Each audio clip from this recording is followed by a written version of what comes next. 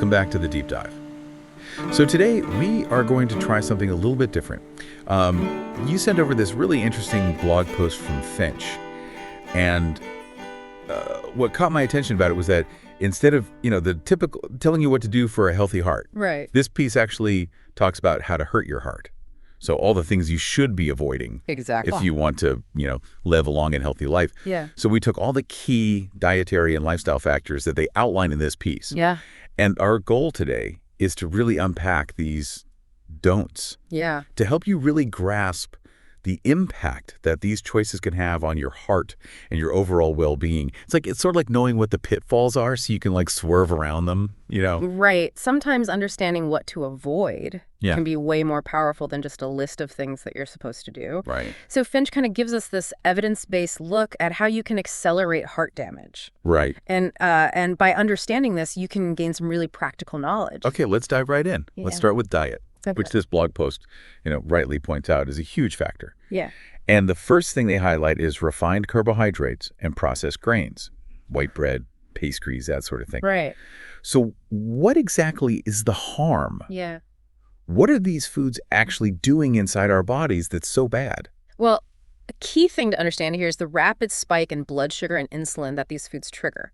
Because they're digested so quickly, they kind of flood your system with glucose, and your body has to release a lot of insulin to handle it. Okay. And these constant surges over time lead to this ongoing inflammation and what we call metabolic stress. So it's not just okay, you get a sugar rush Exactly. and then you crash. Exactly. It's actually doing damage. Yeah. Think of it like this. These foods are like throwing pure sugar directly into your bloodstream. Yeah. It's like creating this metabolic emergency. You know that your body just can't handle long term. Okay. And it doesn't just impact your heart. Yeah. It can affect your energy levels, your mood, even cognitive function.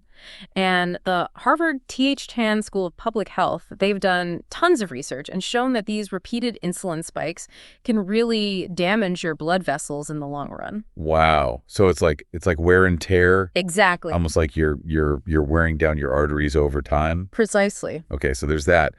But the blog post also talks about what's missing in these refined carbs. Right. They're stripped of fiber and essential nutrients. Yeah. What's the impact of that? Well, fiber is key because it really helps regulate how quickly sugar gets into your bloodstream. Oh, okay. So without it, that absorption happens much faster, leading to that insulin overproduction we just talked about. And it can even make your body less responsive to insulin down the line. So even though you might have a slice of white bread Exactly. and a slice of whole grain bread, Right. they're both technically grains. Yeah, but they're very different. Your body's no, they're totally different things.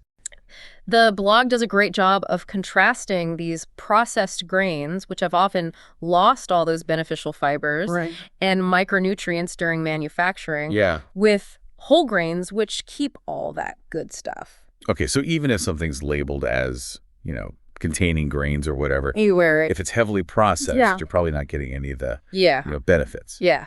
Okay, so steering clear of the refined stuff, that's point number one. Point number one. Let's talk about fats. Okay. This is another one where it feels like there's so much info out there. So much. And it can be so confusing. Okay. But the blog does a really nice job of breaking down the fats into different categories. So let's start with the good guys.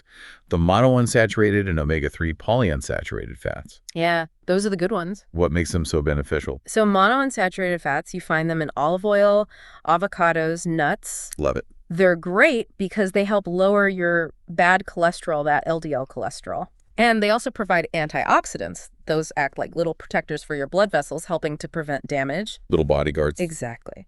And then you have the omega-3s primarily found in fatty fish. Okay. These are like the MVPs of heart health.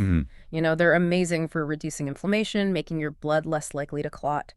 And just overall, they support healthy heart function. So including things like, salmon in my diet. Yeah. Cooking with olive oil. Yes. Those are things that are actively good for my heart. Okay. Now for the trickier part, the harmful fats. Right. So I get saturated fats and then these seed or vegetable oils. Right. Break it down for me. What's the real story there? Okay, so with saturated fats, the blog really emphasizes the importance of moderation. Okay. While some saturated fat isn't necessarily bad for you if you're having it in moderation, but consistently eating too much, which often happens through, red meat and full-fat dairy, that can contribute to higher cholesterol levels. And that increases your risk of heart disease. Okay, so not demonizing it, Not demonizing it, but being mindful. mindful the quantities. Exactly. Now, the seed oils, Mm-hmm. corn, soybean, sunflower oil. This is where it gets interesting. Okay, I'm listening because we often hear, vegetable oil, healthy choice. Like, what's the deal? It's more nuanced than that. Okay. So these oils are super high in omega-6 polyunsaturated fats. Okay. Now, omega-6s are essential. Your body can't make them on its own. But the typical Western diet tends to be very heavy on the omega-6s and often low in omega-3s. It's like a seesaw. Okay. If one side's way too heavy, the whole thing's out of whack. Right. So too much omega-6 relative to omega-3, they can actually promote inflammation in your body. And remember, inflammation is a major player in heart disease. Yeah, we've talked about that a lot. Okay. And the blog also brings up some research from the American Heart Association. Okay.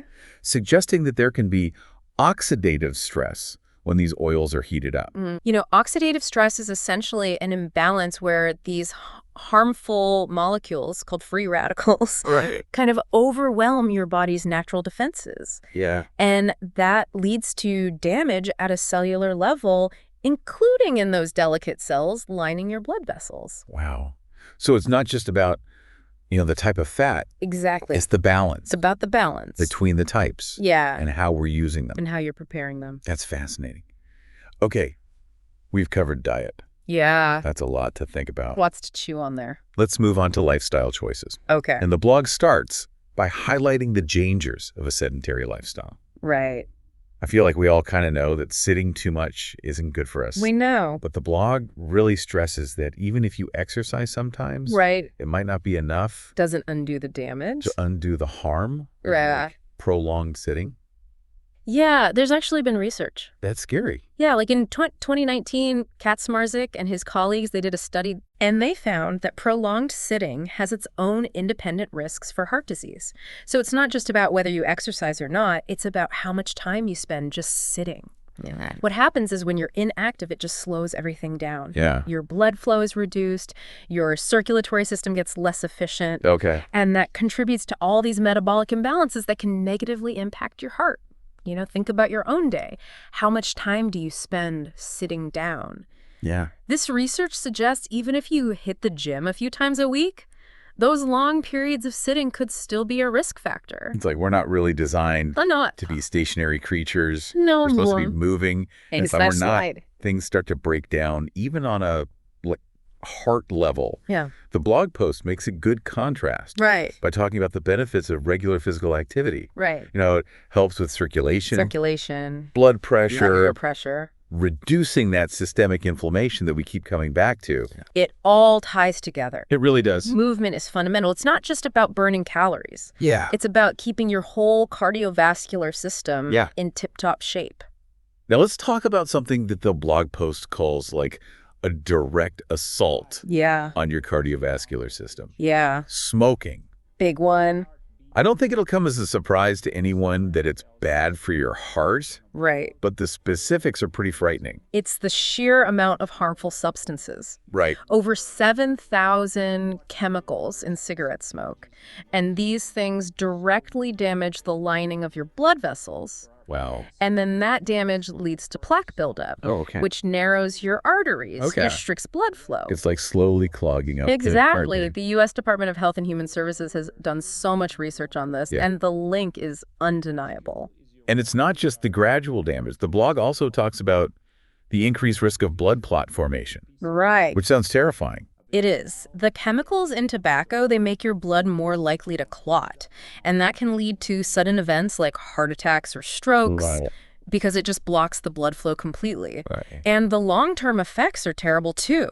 You have this ongoing inflammation and oxidative stress just constantly impairing your heart function. It's like this relentless assault on your cardiovascular system. That's a powerful way to put it. Yeah. It's really scary to hear just how much damage it's doing. Yeah.